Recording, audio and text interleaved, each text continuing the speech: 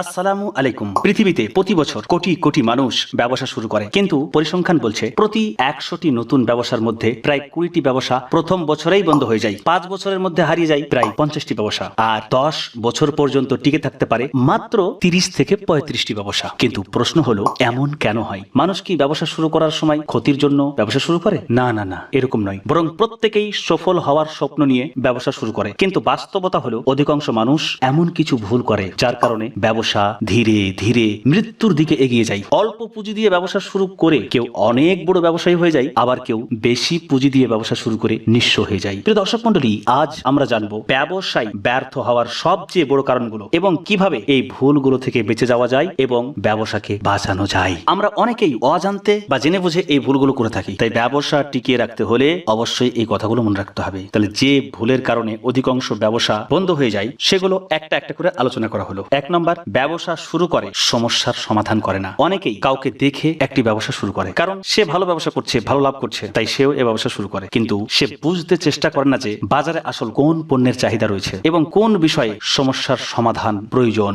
সফল ব্যবসায়ীরা পণ্য বিক্রি করে না, বরং সমস্যার সমাধান বিক্রি করে। মানুষ গাড়ি কিনে না, আরামদায়ক সফরের জন্য সমাধান কিনে। নিজের স্ট্যাটাস বিল্ড করার জন্য গাড়ি কিনে। মানুষ ফ্রিজ কিনে না, ঠান্ডা রাখার সমাধান খুঁজে তারপরে ফ্রিজ কিনে। মানুষ ফ্যান কিনে না, বরং গরম থেকে বাঁচার সমাধান কেনে। এমনই ভাবে গভীর চিন্তা করলে দেখতে পাবেন প্রত্যেকটা জনপ্রিয় পণ্যের পিছনে একটা সমাধান লুকিয়ে রয়েছে। সেই সমাধান পেতে মানুষ সেই পণ্যগুলো ক্রয় করে। যে ব্যবসা মানুষের প্রকৃত সমস্যার সমাধান করে না, সেই ব্যবসা বেশি দিন টিকতে পারে না। আপনি যে কোনো দোকান করেন না কেন, গ্রাহক আপনার পণ্য কিনবে তার কোনো না কোনো সমাধানের জন্য। অপ্রয়োজনীয় পণ্য খুব কম কিনে থাকে মানুষ। কাপড় ক্রয় করবে শরীর ঢাকার জন্য, খাবার ক্রয় করবে ক্ষুধা নিবারণের জন্য, বাড়ি ক্রয় করবে বা বাড়ি তৈরি করবে বসবাসের জন্য, বই ক্রয় করবে পড়ার জন্য, কলম ক্রয় করবে লেখার জন্য ইত্যাদি। আপনি যদি এমন কোনো পণ্য বিক্রি করেন যার দ্বারা মানুষের কোনো না কোনো সমস্যার সমাধান হচ্ছে, আর সেই পণ্য ভালো সঠিক দামে পাচ্ছে, তাহলে তার চাহিদা সর্বদাই দেখতে পাবেন, সর্বদাই সে আপনার গ্রাহক হয়ে থাকবে। যদি আপনি খারাপ ব্যবহার করেন, বেশি দাম নেন, গ্রাহককে ঠকান, তাহলে অধিকাংশ গ্রাহক আপনার কাছ থেকে ছেড়ে চলে যাবে। তাই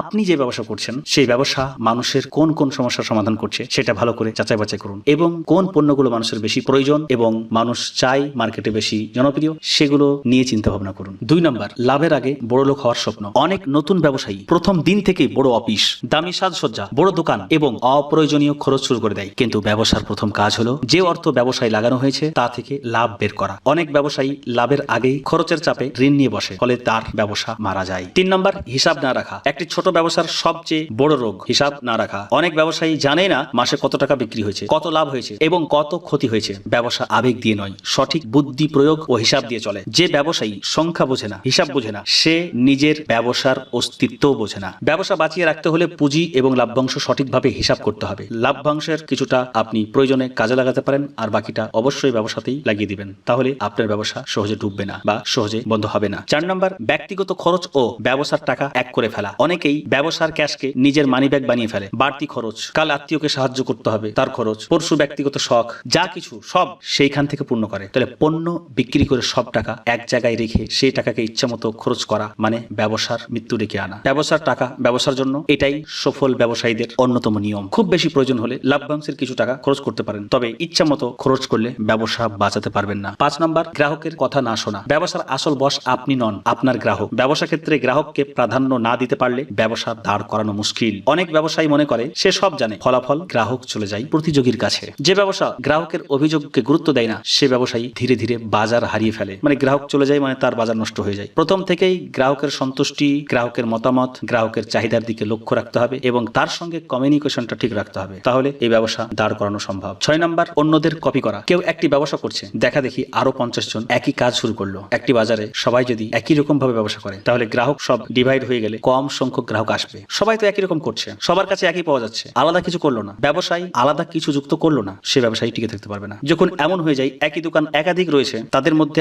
আংশিক পরিমাণেও কোনো ভিন্নতা নাই, এর ফলাফল কি দাঁড়ায়? কম্পিটিশন ধরে রাখার জন্য দাম কমানোর যুদ্ধ শুরু হয়, যে যত পারে দাম কমাক। এভাবে লাভ কমে যায়, পুঁজির অভাব পড়ে যায়, আর এভাবে ব্যবসা ছেড়ে পালাতে বাধ্য হতে হয়। ব্যবসায় টিকে থাকতে হলে আলাদা কিছু দিতে হবে। একই রকম দোকান আরো রয়েছে, একই ব্যবসা আরো করছে, আপনাকে বলছি না সেই ব্যবসা চলবে না। একই জাতীয় ব্যবসা মার্কেটে আরো ভালো চলে, কারণ গ্রাহক আরো বেশি বেশি আসে, কিন্তু একই মধ্যেও আপনাকে আলাদা হয়ে যেতে হবে, একই মধ্যেও আপনাকে নিত্য নতুন কিছু করতে হবে। এটা কি বলা হয়? বিজনেস মোড বা ব্যবসার দুর্গ, যা পূর্বে একটি ভিডিওতে আলোচনা করেছি। ভিডিওটি দেখবেন, তাহলে আপনার মগজ খুলে যাবে ইনশাআল্লাহ।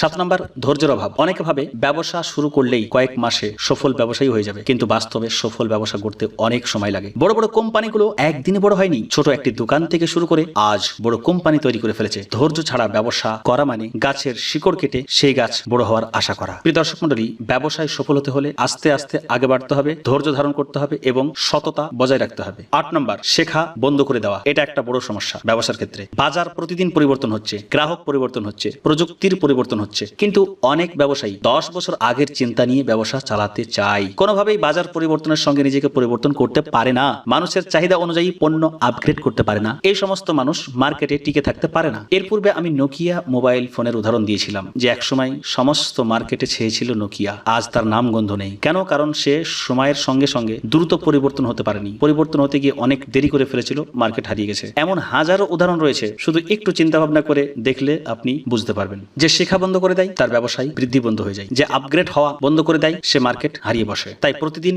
নতুন কিছু শিখতে সময় ব্যয় করতে হবে, নতুন কিছু ট্রাই করতে হবে, সময়ের সঙ্গে সঙ্গে আপগ্রেড হতে হবে, তাহলে ব্যবসাটি টিকে থাকবে। 9 নম্বর, নগদ অর্থের সংকট। অনেক ব্যবসা লাভজনক হওয়া সত্ত্বেও বন্ধ হয়ে যায়, কারণ হাতে নগদ টাকা থাকে না। প্রিয় দর্শক, ব্যবসায় লাভ গুরুত্বপূর্ণ, কিন্তু ক্যাশ ফ্লো তার থেকে গুরুত্বপূর্ণ। ক্যাশ ফ্লো বন্ধ মানেই ব্যবসার শ্বাস বন্ধ। কেউ অতিরিক্ত অপ্রয়োজনীয় পণ্য স্টক করে রাখে, যার জন্য ক্যাশ বন্ধ হয়ে থাকে। আবার কেউ অতিরিক্ত বাকি দিয়ে ফেলে, তাতেও ক্যাশ মার্কেটে পড়ে থাকে। এই সময় ক্যাশের অভাব দেখা যায়, যার ফলে নতুন মাল আর নিয়ে আসতে পারে না, ফলে ব্যবসাটা ডাউন হয়ে যায়। অল্প পুঁজির ব্যবসা হোক অথবা বেশি পুঁজির ব্যবসা হোক, নগদ ক্যাশ অবশ্যই রাখতে হবে। খুব হিকমতের সঙ্গে বাকি দিতে হবে, খুব হিকমতের সঙ্গে সঠিক পণ্য স্টক করতে হবে, আর বাকি দেওয়া কম করতে হবে। বাকি দেওয়া থেকে বাঁচবেন কিভাবে এই সম্পর্কে চ্যানেলে ভিডিও আছে, চাইলে দেখতে পারেন। সবকিছুকে ম্যানেজ করে নিয়মিত ক্যাশ অবশ্যই থাকতে হবে, নগদ টাকা অবশ্যই থাকতে হবে। 10 নম্বর, উদ্দেশ্যহীন ব্যবসা। সবচেয়ে বড় ভুল হলো লক্ষ্য ছাড়া ব্যবসা করা। বেকার বসে আছি, কিছু একটা করতে হবে, বাস বাড়িতে বললো একটা ব্যবসা শুরু করে দিয়েছি, অথচ সেই ব্যবসা সম্পর্কে সে জানে না, ব্যবসার প্রতি ইন্টারেস্ট নেই, ব্যবসা করতে হবে তাই করছে। যদি ব্যবসার উদ্দেশ্য ঠিক না থাকে, ব্যবসার ভবিষ্যৎ কেমন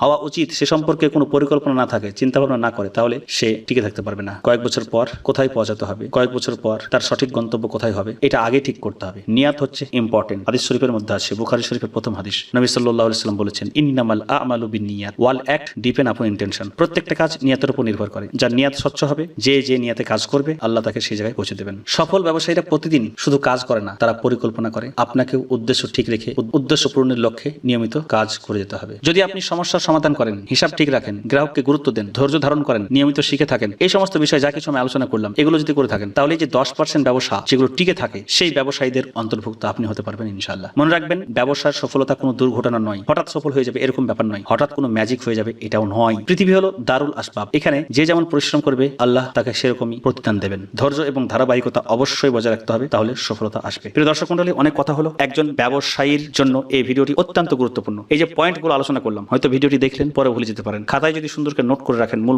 পয়েন্টগুলো, আর প্রতিদিন মাঝে মাঝে দেখেন, তাহলে সবসময় মোটিভেট থাকতে পারবেন। ইনশাআল্লাহ ব্যবসার ক্ষেত্রে কাজে লাগবে। প্রতিদিন দেখার সময় না হলে আপনি সপ্তাহে একদিন দেখুন। যখন ব্যবসায় অমনোযোগ সৃষ্টি হবে, ব্যবসা খারাপ চলবে, আপনি এই জাতীয় পয়েন্টগুলো ফলো করুন। এরকম অসংখ্য ভিডিও রয়েছে এই চ্যানেলের মধ্যে, সেগুলো থেকে মূল শিক্ষাগুলো আপনি নোট করুন। যখন ব্যবসার প্রতি এনার্জি হারিয়ে যাবে, ব্যবসা করতে ভালো লাগবে না, ব্যবসায় লস হয়ে যাচ্ছে, কাস্টমার আসছে না, তো এই যাবতীয় সমস্যার সমাধান এই চ্যানেলের মধ্যে শেয়ার করা হয়েছে। যদি কেউ ব্যক্তিগতভাবে যুক্ত হতে চান আমার সঙ্গে, তাহলে ডিসক্রিপশনে লিংক দেওয়া আছে, গ্রুপে যুক্ত হয়ে যেতে পারেন। তো আজ আর কথা বলছি না, সকলে ভালো থাকবেন। আসসালামু আলাইকুম।